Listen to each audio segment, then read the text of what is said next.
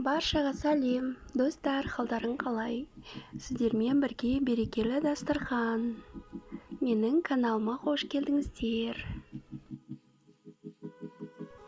Достар, әр күніміз сәттілікке және берекеге толы болсын.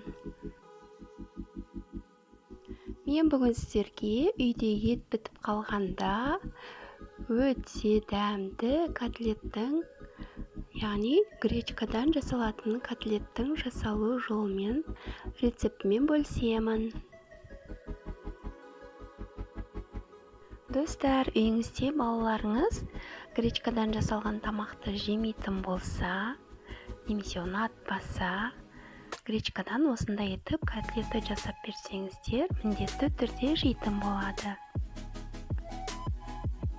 Гречканың құрамында негізінде көптеген дәрумендер, пайдалы дәрумендер бар. Сондықтан гречканы осылай, ең құрғанда осылай жеп тұру керек.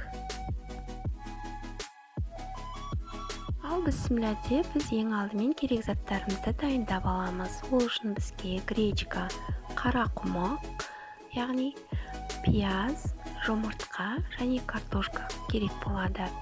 Картошкамызды тазалап, жуып, майдалап турап, суға салып, қайнатып пісіреміз. Гречкамызды жуып, оғанда су құйып, қайнатып, бір пісіріп аламыз. Пиязымызды майдалап, көбіктеп турап аламыз.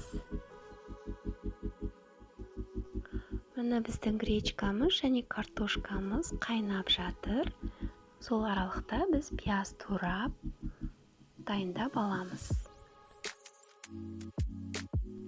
Содан соң піскен картошкамызды езіп аламыз. Мен осылай блендермен еземін. Езіп болғаннан кейін гречкамызды салып, тағы да еземіз. Немесе осылай араластырып жасай беруге де болады. Содан соң турап дайындап қалған пиязымызды, жұмыртқамызды және тұз, бұрыш, дәмдеуіштерімізді салып, жақсылап араластырамыз.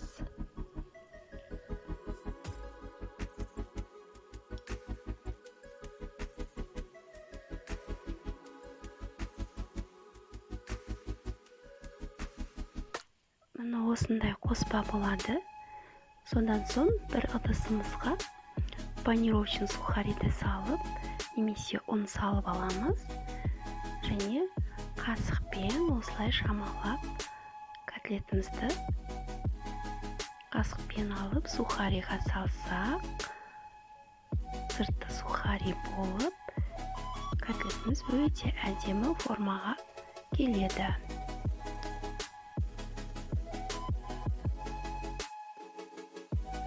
Котлеттерімізді әдемілеп, жұқалап, формаға келтіріп, дайындап аламыз. Содан соң қызып тұрған майға, табаға екі жағын қып-қызыл етіп қуырып аламыз. Достар, рецепттің мөлшерлерін осы видеоның астына описаниеге жазып кететін боламын.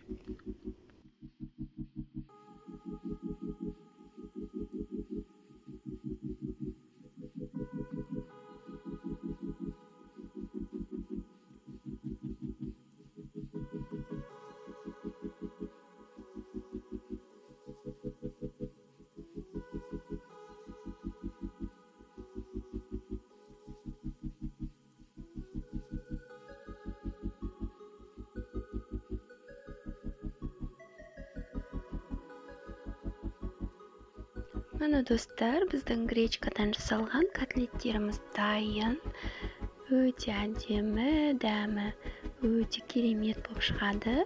Әсіресе ыстық күйінде жесеңіз, өте дәмді болады. Міндетті түрде осы рецепт бойынша жасап көріңіздер. Сіздерге ұнайды деп ойлаймын. Видео ұнаса, лайк басып, комментарий жазып кетіңіздер. Менің келесі видеоларымды жіберіп алмас үшін каналға тіркеліп қоюды ұмытпаңыздар. Рахмет, сау болыңыздар.